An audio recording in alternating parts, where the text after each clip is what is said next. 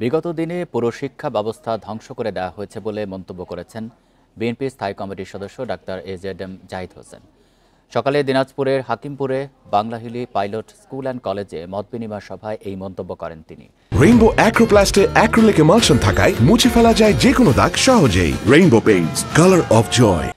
বলেন ৭২-এর পর এমপিওভুক্ত শিক্ষকদের সম্মানিত করেছেন শহীদ প্রেসিডেন্ট জিয়াউর রহমান। আগামী দিনে বিএনপি দেশ পরিচালনার দায়িত্ব পেলে শিক্ষকদের সম্মান ধরে রাখতে উপর গুরুত্ব দেওয়া হবে বলেও জানান জাহিদ। বলেন, ইতিহাসকে অস্বীকার করা যাবে না। ইতিহাস তার নিজস্ব স্থান থেকে একটি জাতিকে গড়ে দিতে পারে। এর আগে সিএনডেফ এজেন্ট অ্যাসোসিয়েশন কার্যালয়ে বীর মুক্তিযোদ্ধাদের সঙ্গে মত বিনিময় করেন এজেডএম জাহিদ হোসেন।